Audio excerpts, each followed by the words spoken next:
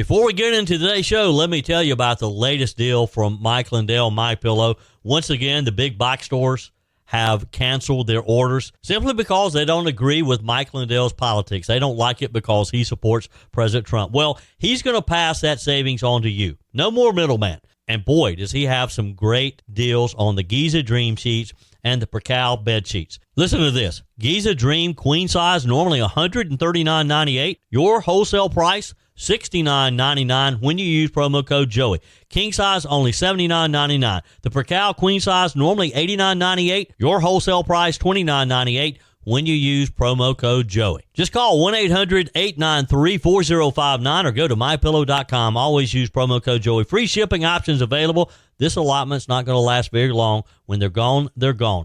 mypillow.com. Promo code Joey. Thanks for joining me in the PhD Weight Loss and Nutrition Studios. To lose weight for the last time, visit myphdweightloss.com. Welcome in on this Monday, Labor Day. Hope you have a great day planned for you and your family. You're going to be able to take some time off. Here's what we're going to be talking about today. President Trump dropped a bombshell over the weekend as he declared on Truth Social that he will sign an executive order requiring voter ID in every election across the country. As you can imagine, the left is losing their mind, and some Republicans too. This Labor Day weekend, Americans will be paying the lowest gas prices in 5 years. That's right. According to GasBuddy, the national average is projected at $3.15 a gallon. That's the cheapest Labor Day gas since 2020, when the pandemic had everything shut down and hardly anybody was traveling. Every day I invite you to grab your first cup of coffee and join me for the show. Turns out I've been offering some pretty good advice. A brand new study says that, yes, that first cup of coffee that you're sipping, maybe right now, maybe on your way to work, maybe sitting at the kitchen table, really doesn't matter where you're drinking it. It's going to make you happier. And even more so if you add a little common sense radio and podcasting to it. We'll talk about that too. And as we celebrate Labor Day, we'll take a few minutes and pause and reflect on just what Labor Day is all about. I told you we'd be back. And ye shall know the truth, and the truth shall make you free. It's Joey Hudson. I wanted to name it the Joey Hudson bill, but, they don't allow you to put names on bills. But I wanted to call it the Joey Hudson bill because I know that one's been near and dear to you for a number of years. That's how it's done. Let your voice be heard. And the truth shall set you free. Here's Joey Hudson. Folks, President Donald Trump just dropped a late night announcement that is sending shockwaves through Washington as we headed into Labor Day. On Truth Social, he said, plain and simple, that he's going to sign a new executive order requiring voter ID in every election across the country. Here's what he wrote. Voter ID must be part of every single vote. No exceptions, in all caps. I'll be doing an executive order to that end. Also, no mail-in voting except for those that are very ill and the faraway military. Use paper ballots only. Now, that's vintage Trump. Straightforward, no Washington word salad, just clear, decisive, common sense. Or at least that's what you and I think about it. But, of course, the political and the legal establishment is already howling. You see, Trump has tried something like this before. Earlier this year, he signed a wider executive order on election integrity, and a Clinton-appointed judge in D.C., Colleen Collar-Cotley, is that right? Yeah, Collar-Cotley, struck down the voter ID portion. She said the president didn't have the authority because the Constitution gives states and Congress the power to regulate elections. Her ruling basically said, hey, Congress is already debating election reform, so the president can't short-circuit that with an executive order. And you know what? Technically, she's probably right about where the authority lies. Article 1 of the Constitution gives states the primary role in running elections. Congress has some power to regulate federal elections, but the executive branch, probably not much, which means no matter how much common sense this voter ID idea has, the swamp's going to fight it tooth and nail to block it. You would think that we wouldn't have to fight for election integrity. You would think that it wouldn't even be a debate to require people to show a voter ID when they cast a very important vote, one of our sacred rights. Now, here's the part that really just kind of drives me crazy. We're told constantly that voter ID is somehow controversial, somehow discriminatory, somehow racist. You've heard the talking points. It disenfranchises people. It's unnecessary. It's unfair. But then you look at the actual polling. Gallup, not Rasmussen, not some conservative outlet, but Gallup did a poll right before the 2024 elections last year. Guess what they found? 84% of Americans support requiring voter ID. 84%. That's not just Republicans. That's Democrats, independents, everyone. That's Americans who vote because we take our voting seriously. And everyone thinks that you should have to prove who you say you are in order to vote. Now, when they broke it down by party, 67% of Democrats support voter ID. Let me repeat that. 2 out of 3 Democrats think that you should have to show your ID. Independents, even higher, 84%. Republicans, a whopping 98% of Republicans support voter ID. I don't know where the other 2% are. And it's not just voter ID. When asked if people should have to show proof of citizenship to register to vote, 83% of Americans said yes. Again, that's just common sense. Why would you not want to make sure that only citizens are voting in American elections? It's pretty much a no-brainer, right? So think about this. In an era where we can't agree on the weather, 84% of the country agrees on voter ID. That's more unity than you'll find on almost any other issue. Yet Washington elites, judges, activist groups, left-wing political machine tell us we can't have it. Now, because voter ID threatens their power, it closes loopholes, it makes fraud harder, and the dirty little secret is the left has always thrived on a system that's loose, messy, and wide open to abuse. That's why they oppose it. That's the real reason voter ID is opposed. Think about it. You need an ID to fly. You need an ID to cash a check. You need an ID to buy alcohol, to drive a car, to check into a hotel, even get into some government buildings. And nobody calls those things racist. Nobody thinks you're discriminating against people for that. But suddenly, when it comes to voting, the most sacred act in a republic, we're told it's oppressive to ask someone to prove they are who they say they are. That is just simply absurd. And deep down, most Americans know it's absurd. That's why 84% support it. 84%.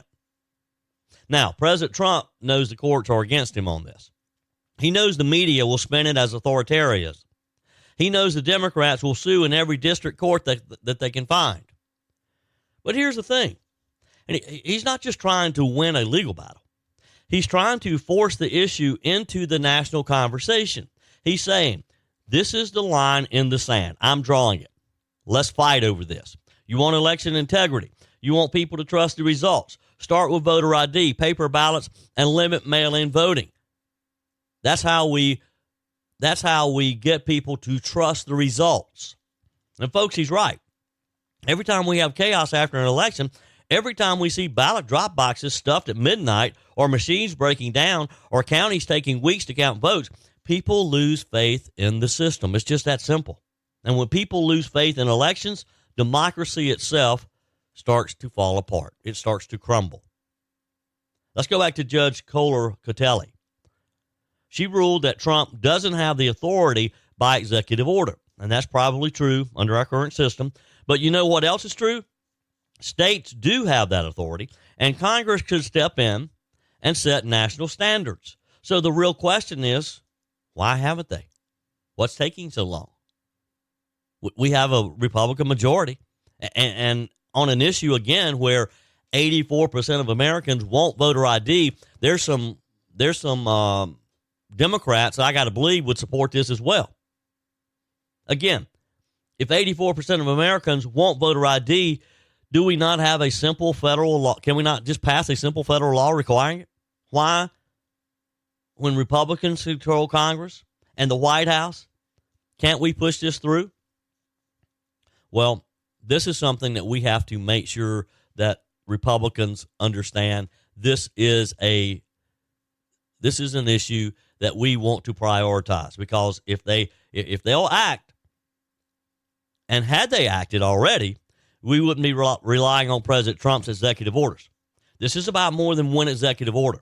This is about trust. If Americans don't trust elections, everything else falls apart.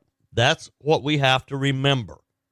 And polls show that a majority of Republicans and a large chunk of independents don't trust the 2020 results still. That mistrust bleeds into every new election. The fastest, simply, most common sense way to restore trust is voter ID. Show your ID, get your ballot, cast your vote. That's how it works in most democracies around the world, and nobody screams about disenfranchisement in those places. What is wrong with us? Let's demand that we get this once and for all. America is in a health crisis, and by America, not just strangers across the country. It's personal. Me, you, friends, and family. And a major cause? Excess weight. Joey Hudson here. The solution isn't expensive shots like Ozempic.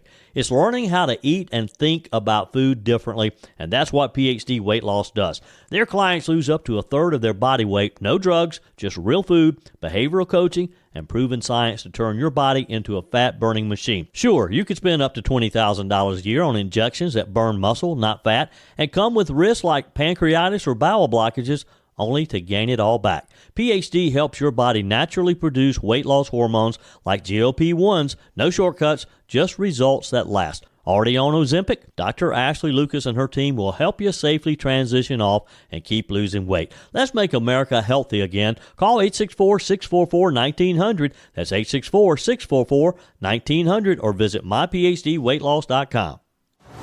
As we gather on this first Monday in September, let's take a few minutes and reflect on why we pause as a nation to celebrate Labor Day. It's a holiday we sometimes take for granted. It's a long weekend. We talk about the official end of summer. One more cookout with the family before fall routine set in. But Labor Day is more than a calendar marker, or at least it should be.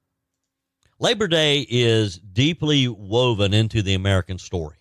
A day that reminds us of the dignity of hard work, the contributions of the American worker, and the values that have built this nation. When we think about the strength of America, our economic power, our global leadership, our communities that thrive from coast to coast, none of that exists without the men and women who get up every single morning, punch the clock, and give their best day in and day out. Whether it's the factory worker on the assembly line, the farmer up before dawn in the fields, the teacher in the classroom, the small business owner unlocking the door, or the first responder answering the call to keep our community safe. Labor Day is a time to say, we see you, we appreciate you, and we honor your work. Now, to understand why this holiday exists, let's go back to the history. 1800s, America was booming. The Industrial Revolution was transforming the nation. Railroads stretched across the land, factories roared to life, and cities grew at lightning speed. But along with that progress came grueling hours, unsafe working conditions, and a workforce often taken for granted, taken advantage of, actually.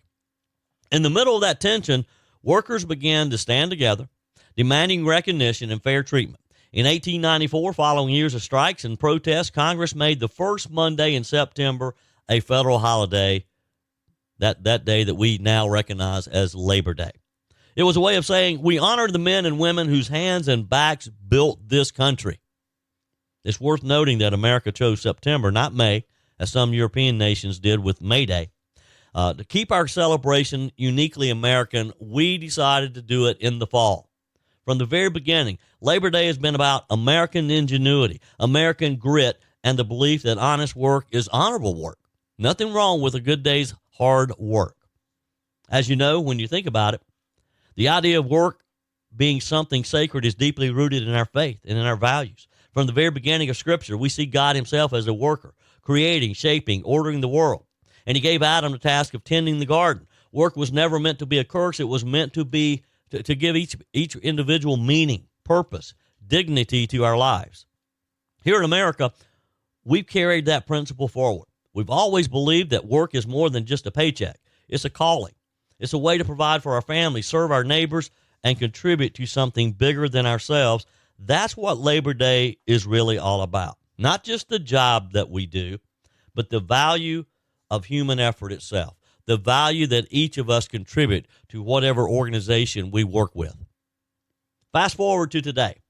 The American worker is still the backbone of this nation. No doubt about it. From truck drivers who keep our shelves stocked, to nurses who care for us, to entrepreneurs taking risks to create jobs, we owe so much to the people whose everyday efforts rarely make headlines, but whose work keeps this great country of ours moving, keeps us running, keeps us moving forward. And let's be honest here. This isn't always easy. Families are facing high cost of living, wages that don't always stretch as far as they should, and uncertainty about the economy. Yet, despite all of that, American workers keep showing up day after day. They keep adapting. They keep creating. They keep pushing forward. They persevere. That resilience, that drive, that determination, that's what makes America exceptional and always has and always will. That's what makes us stand out among the rest of the world. So, yes, today may mean hot dogs on the grill, college football kicking off over the weekend, kids running through the yard, and that's a good thing. That's all great. Americans deserve a day of rest, of recreation, of spending the day with our family. But as we pause, let's not forget why this holiday matters. It's not just about leisure. It's about gratitude.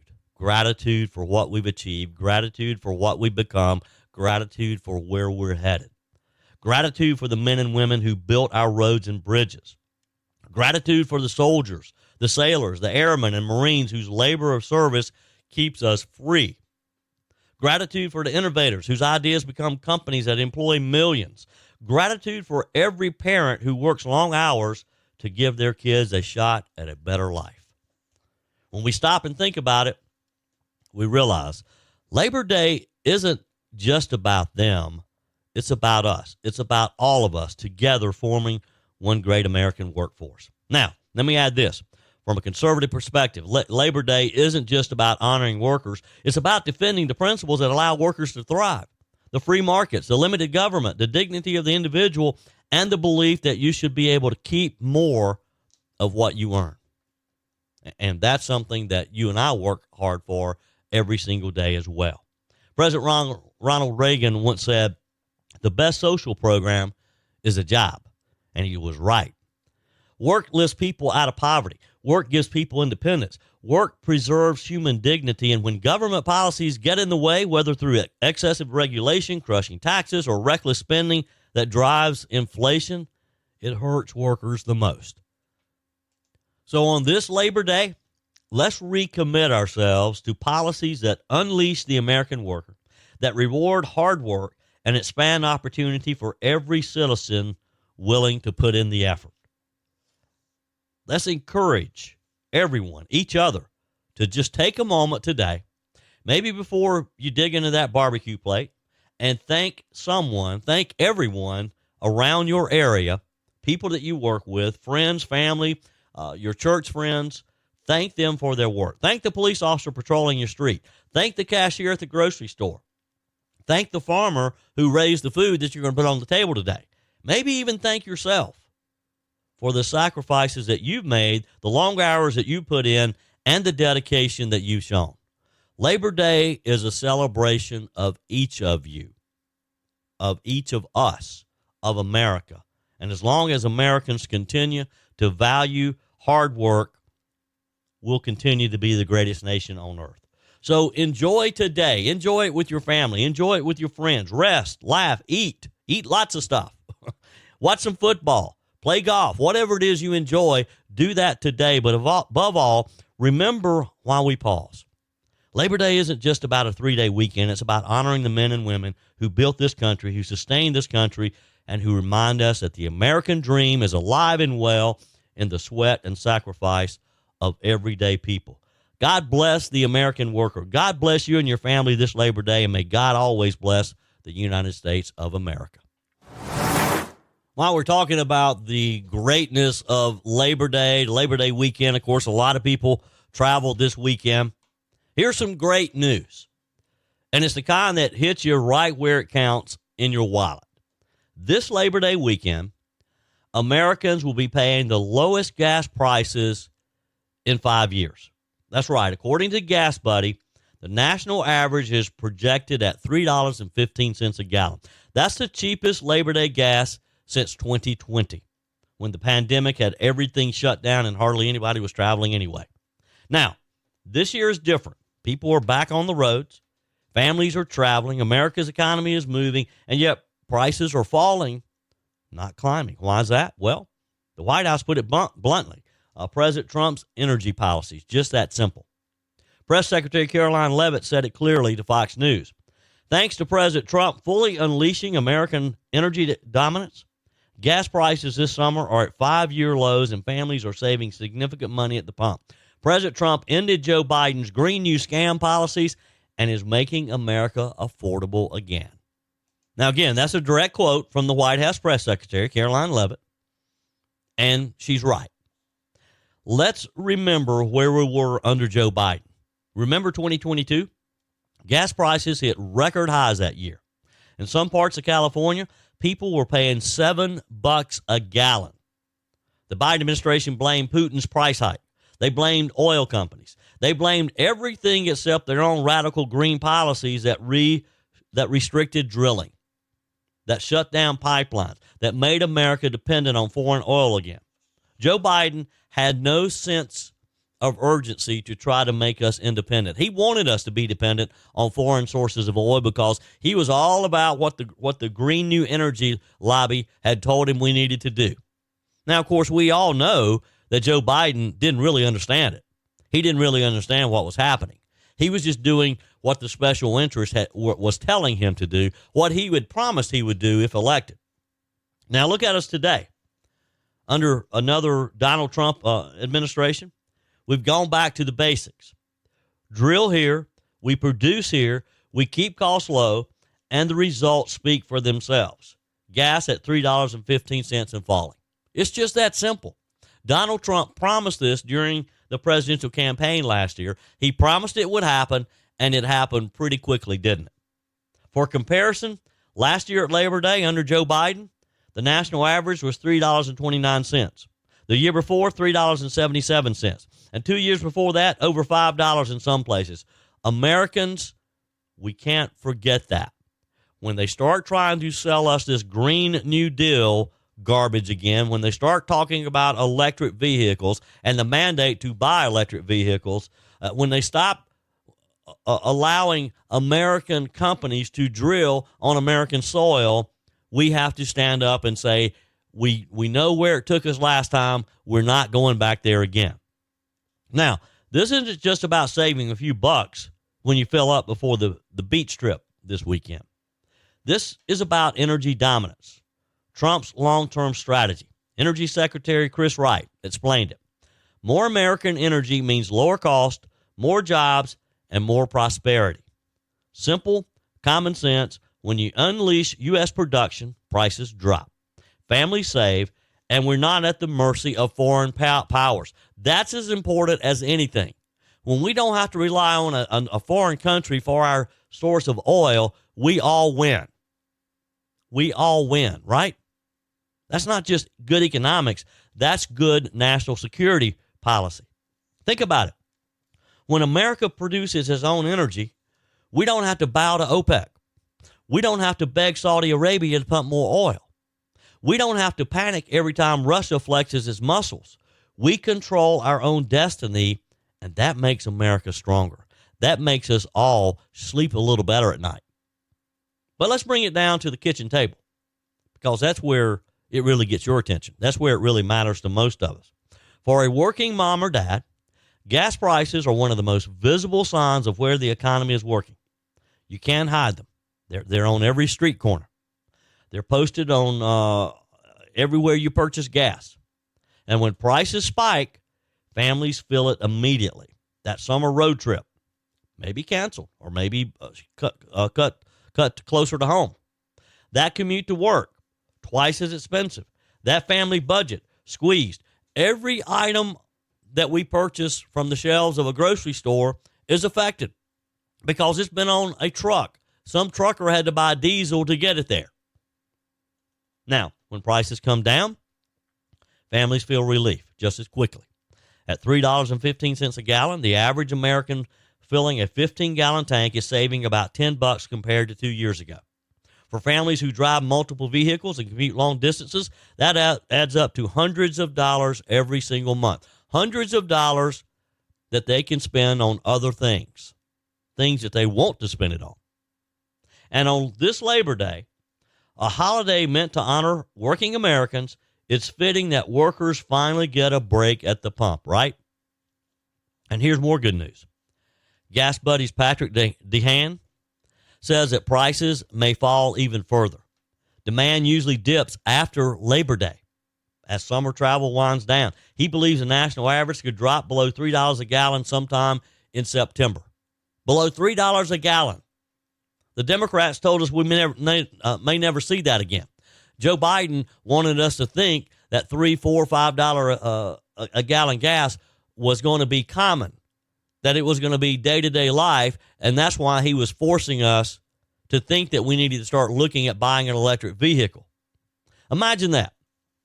Regular gas into $2 again, like it was in Trump 1.0. That's something we haven't seen in a while. Now, to be fair, there are risks. Hurricane season could disrupt refineries. We've seen that happen. Global trade tensions could flare up. And, of course, the war in Ukraine continues to shake global markets. But for now, the trend is clear. Energy is cheaper because America is producing again. It's just that simple. Now, let's not kid ourselves. The left is not happy about this. Democrats hate this. The radical green crowd, they want higher gas prices.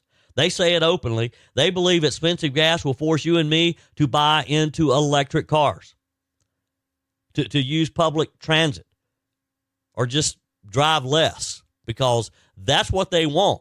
They don't want us out driving our own vehicle. Joe Biden literally said it during his campaign, that he wanted to transition away from fossil fuels. He said it over and over. Kamala Harris repeated it. That's part of the Democrat platform. And for 2 years, Joe Biden governed like he meant it. The result, Americans crushed by record gas prices and inflation. We saw it. We're coming out of it. President Trump reversed, of course. He called Biden's policies a scam. He tore up regulations. He told oil and gas producers, go for it. Drill, baby, drill. And look what happened. Again, 5 5-year lows at the pump. That's the choice in front of us, folks. Energy independence or energy dependence. Cheap gas or expensive gas. Prosperity or pain. Now, let's step back, because the story isn't just about gas. It's about philosophy. Conservatives believe in unleashing American potential, letting our workers, our producers, our oil companies, our entrepreneurs do what they do best. When we do, prices fall, jobs rise, families benefit. Liberals, the left, they believe in controlling, restricting, and engineering outcomes from Washington. And every time they do, like we've done these past few years, we pay the price. Higher cost, lower wages, less freedom. Gas prices are just the most obvious example because you see them every day. But it's the same story with food, with housing, with electricity, you name it. And a lot of those things are still high, folks. They're still expensive because we haven't had enough time yet for them to start coming down. But as we get further into Trump 2.0, and as we have time for these fuel prices to continue on the downward trend, we're going to see all of those things that are affected by fuel prices. We're going to see them start to be affected too. They're going to start coming down. Regulation and restriction drives prices up. Freedom and production drives prices down. It's a very simple economic policy. We've seen it happen before. It will happen again. So this Labor Day, while you're grilling out using that propane gas, or maybe you use charcoal, maybe you have that big green egg, while you're heading to the lake or out on the boat or whatever it is you do, while you're filling up your car for that family road trip, take a moment to notice the price at the pump. $3.15 or less, the lowest in 5 years. And remember why? Not because of luck, not because of Putin, not because of OPEC, but because America finally has leadership that understands energy is the backbone of prosperity. President Trump said he'd make America energy dominant again, and this weekend, you save a few extra bucks on gas, you're seeing the results firsthand. We have to say, make America great again. Your comments are welcome on the Furman Ford text line, 864-477-JOEY. That's 864-477-5639. Emails always welcome, joey@joeyhudson.com. Speaking of the Furman Ford text line, it's never been more important to support locally run businesses owned by people who actually live here in the upstate. Let me take a minute to talk with you about our friends at Furman Ford. If you're looking for a new vehicle, maybe a great pre-owned vehicle, one you can trust, or maybe you're looking to order that special vehicle. Either way, if you want a new one, a brand new one, or a pre-owned that you can trust, the folks at Furman Ford, they're there to help you. Their name is on the sign because their name is on the line, because every single transaction is important to them. Jim Furman, Matthew Furman. They do business the right way. When you stop by, when you give them a call, or maybe when you just send them a quick email, you're always going to have access to a member of the Furman Ford family. And by the way, they also offer great service, and you're not going to have to wait weeks and weeks to get it done. And you do not have had to purchase your vehicle at Furman Ford. Doesn't even have to be a Ford. They service all makes and models. Visit my friends at Furman Ford online at furmanford.com, furmanford.com. Every morning I invite you to get that first cup of coffee and let's kick off the day together. Well, here's some news that might actually make your morning routine taste even better.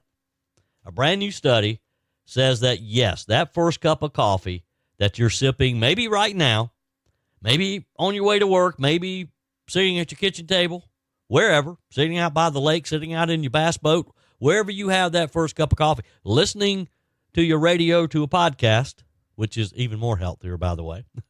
It really does make you happier. Not just more awake, not just less cranky, but actually happier.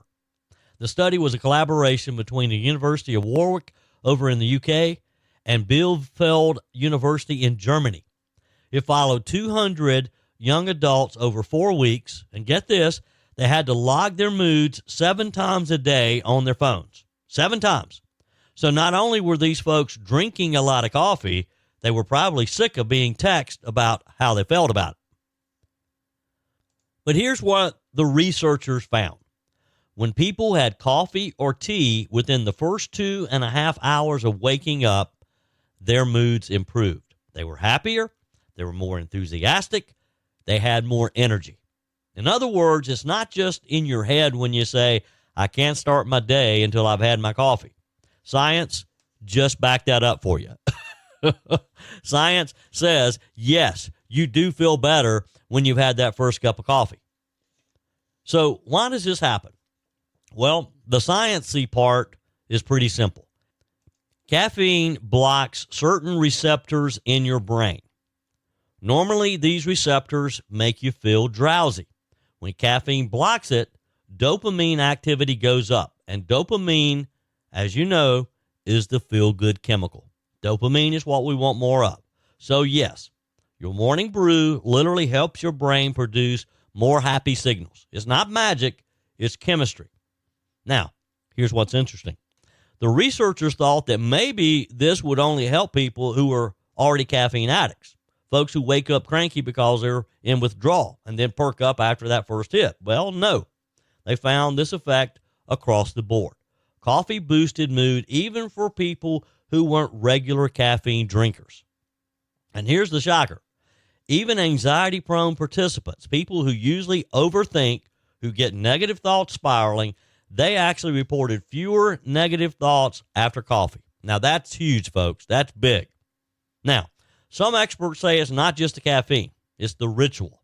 A nutritionist here in the U.S., Carrie Lupoli, says, she put it perfectly. She said, a morning cup of coffee engages all the senses and signals to the brain that the day is beginning. So it's kind of wake up.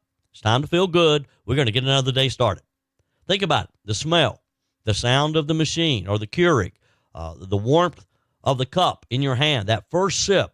It's a brand new day. It's a new beginning. It's a full body signal to your brain that we're awake, we're starting the day. And here's the kicker. Lupoli said that even when she tried decaf, she still felt the same mental boost. Why? Because the habit itself is comforting. It's grounding. It's a little slice of order in a chaotic world, something you have control over. You have control over that first cup of coffee. That's why so many of us love coffee shops. It's not just about the caffeine. It's about the experience, the barista calling your name, the clicking of the cups, the smell of the roasted beans. It's sort of a ritual. It's part of our morning routine. Now, over on the Eastern medicine side of things, a doctor of Chinese medicine named Janelle Kim told Fox News that in her tradition, caffeine disperses qi, which means it gives you energy. But, and this is important, too much of it drains your reserves. Basically, 1 or 2 cups is supportive. 5, 6, 7 cups, that's not helping so much anymore. That's hurting you. And I think we all know this from experience, don't we? 1 or 2 cups, great. By cup number 5, you're sweating, your hands are shaking, and you're wondering why your neighbor's mailbox looks suspicious and what those funny noises are. Balance, folks, like anything else in our life, balance is the key. So what does this mean? Well, for one thing, every day that I've been telling you to get that first cup of coffee and join me, I've been encouraging you to practice better health. I've been helping you start your day off on a happy note. Because again, they didn't test radio or podcast in here, but I got a feeling when you add radio and podcast to that first cup of coffee, you're going to feel even better, right? If you're enjoying that morning cup of coffee right now, don't feel guilty. Don't buy into every scare headline about coffee being terrible for you. In moderation, it not only wakes you up, it makes you happier. And let's be honest, in today's world, we could all use a little more happiness, couldn't we? Between the nonstop political chaos, the cost of groceries, and the news cycle that feels like a fire hose of negativity, if a hot cup of coffee can put a smile on your face for a few hours, that is a gift. More power to you. It also shows something bigger. Human beings need rituals. We need routine. We need some order in our lives, whether it's coffee in the morning, prayer before bed, family dinner at the table. We're wired to find comfort and strength in our routine. They give our life structure. They set the tone for the day, just like turning that radio on or starting that podcast. That's why even folks who switch to decaf often say they still love it. It's not just the caffeine, it's the act of doing it. It's saying to your brain, today starts now, let's go, let's get ready. Now, let me connect this to something a little bit broader too, because I think that there's a lesson here. We live in a culture that often overcomplicates things. Have you noticed that? We've got apps and programs and endless experts telling us a secret to happiness is this new gadget, this new subscription, this new diet. Well, this study shows us is that sometimes happiness can just be simple. Sometimes it's as simple as a hot cup of coffee first thing in the morning. Don't have to put a lot into it. Common sense, small routines, daily discipline. That's what keeps people grounded. That's what builds resilience. And frankly, that's the kind of approach we need more of in this country, right? Less chaos, more calm, less chasing after the next big new thing, more appreciation for the small things that are working for us. Now, don't misunderstand me. Coffee's not a miracle drug. Again, drink too much of it, you're going to be jittery, you're going to be anxious, unable to sleep. That's not happiness, that's misery. But 1 or 2 cups, science now proves it, science says it, it's going to give you that enthusiasm, the alertness, and a bump in your mood. And experience says it gives you a moment of peace, a familiar ritual, and maybe even a reason to smile at the very beginning of your day. So here's my advice. Tomorrow morning, when you pour that cup, don't just slam it down like it's fuel and you're in a hurry. Take a time and taste it. Enjoy the feeling. Enjoy the ritual. Take a second. Breathe it. Enjoy it. Know that science that just gave you permission to smile that you're drinking it.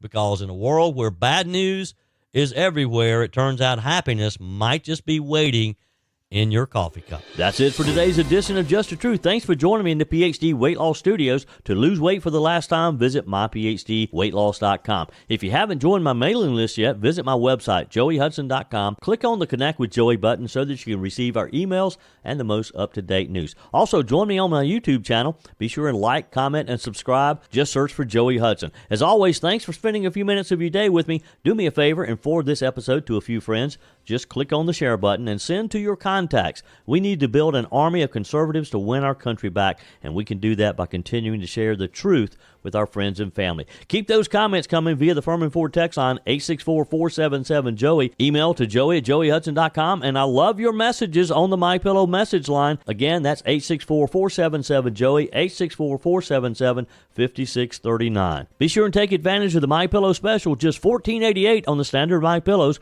when you use promo code Joey. Order online at mypillow.com or call 800-893-4053. We're back again tomorrow and hope you'll plan to join us. Until then, remember, God's got this. He's still in control.